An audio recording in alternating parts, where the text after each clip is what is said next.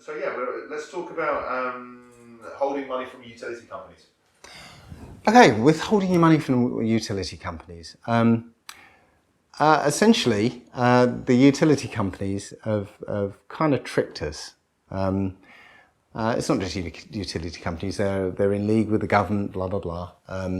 But the utility companies are charging us twice, or we're paying them twice. The government's or this country is in a bankruptcy.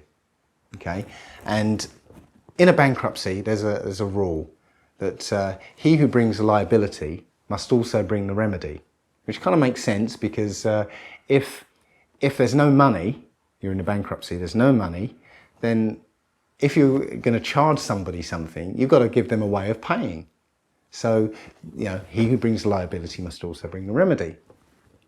So what's happening with the utility companies is they're giving you that remedy, but they're not telling you about it. And they're tricking you into paying them twice. Now, what's the remedy? The remedy is when you get your bill, okay, it's separated into two parts. There's the statement part at the top that tells you supposedly how much you've used. And the bottom part is what's known as a remittance slip or payment slip. If you look up the word remittance in a legal dictionary, it actually means a species of money, a type of money.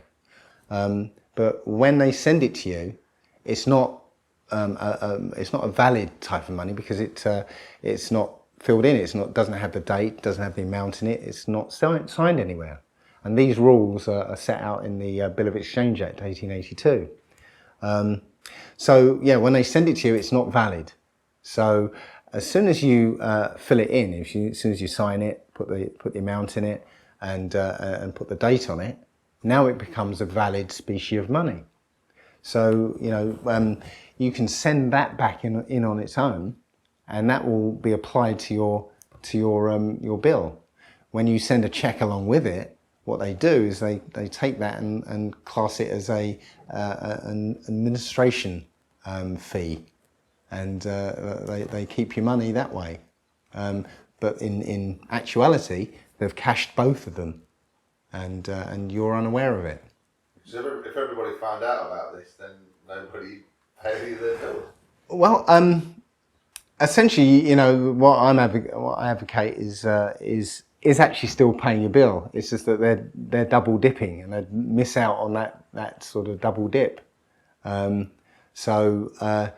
There are other methods to do this. The latest one that apparently works now is, and because this is evolving, so as we do things, they do things to counter and so on. But this is evolving. The latest one is along with the remittance slip, other people have created a promissory note, which is literally a piece of paper that says, "I promise to pay the bearer the sum of blah blah blah," and you sign it, date it, and now that becomes a species of money according to the Bill of Exchange Act.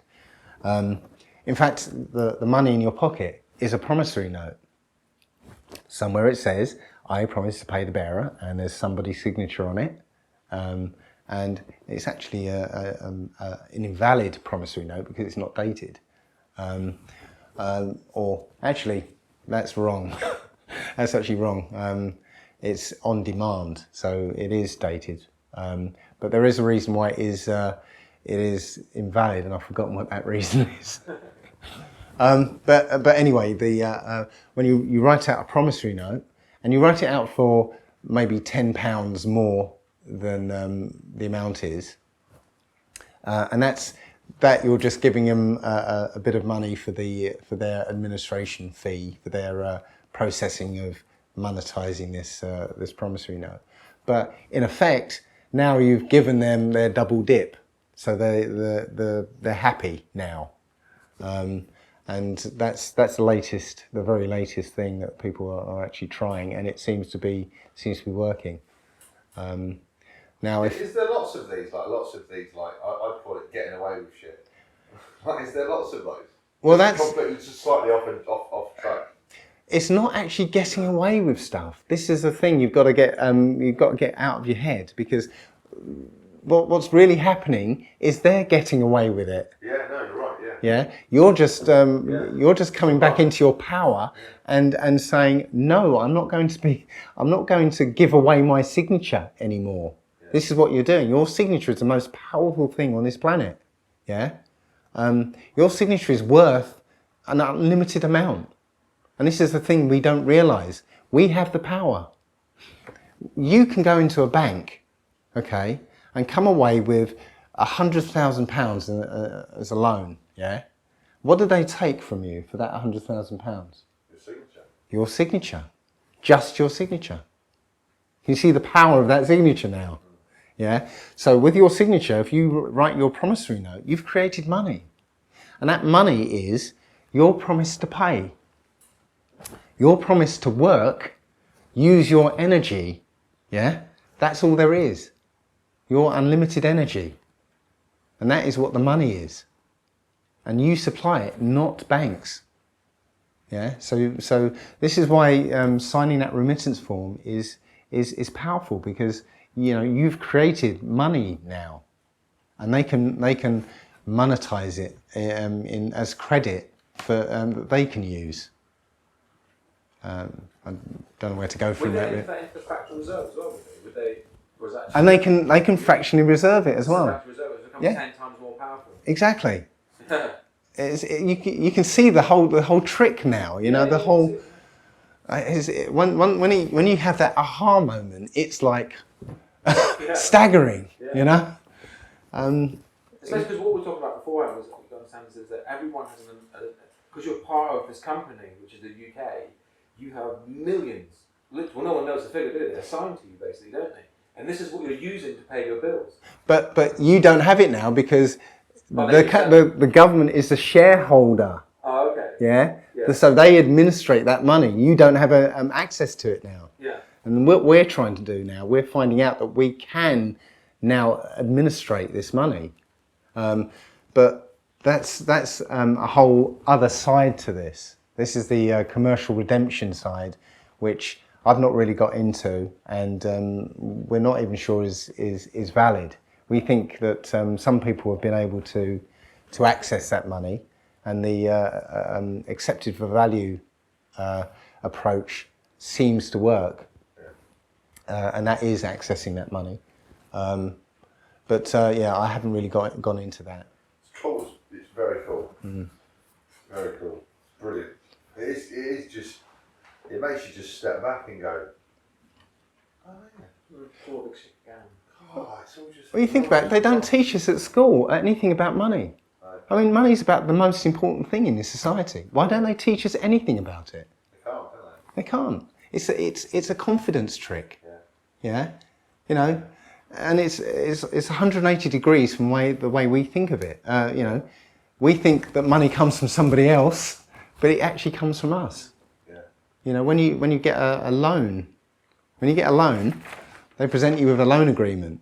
Yeah. What do you think that loan agreement is? What is it? It's a promissory note. Yeah. I promise to pay back 3 times the amount if it's a mortgage. So that what they do with that promissory note, they monetize it. They put it into an account and cash it. And now they give you that money and say, now you have to pay it back to us. But you created that money. It's your promissory note. You created that money. So transaction's over with. You don't have to pay them back, because they didn't do anything. They just went, thank you very much, and here you go. Yeah. They didn't go and get the money, did they? They didn't move any money or anything. They didn't say, oh, here's some of our money. They didn't go, oh, James wants a loan. Can we have some money? And then physically took money and gave it to me. No, that's it. It's like it makes my head hurt, the whole money thing, though, man. Yeah. You think that you're handing over this loan agreement, and they're saying, oh, thank you very much. Okay, here's the money. Yeah, and you have to give this money back. Yeah, but no, they're just going, okay, and here it is.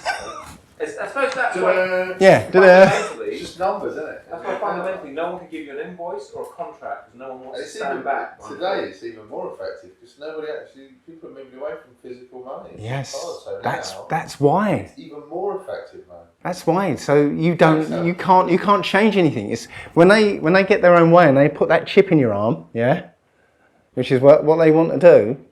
So that you have a chip in your arm and that has your money in it. And they're moving towards that. Okay. As soon as that happens, you've got no recourse. God, what was that film I watched on the plane on the way out to Thailand? And basically, you get to 26.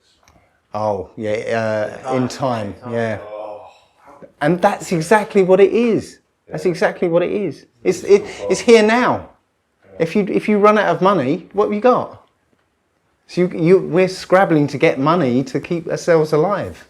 yeah. It's just that in time is just the next logical progression.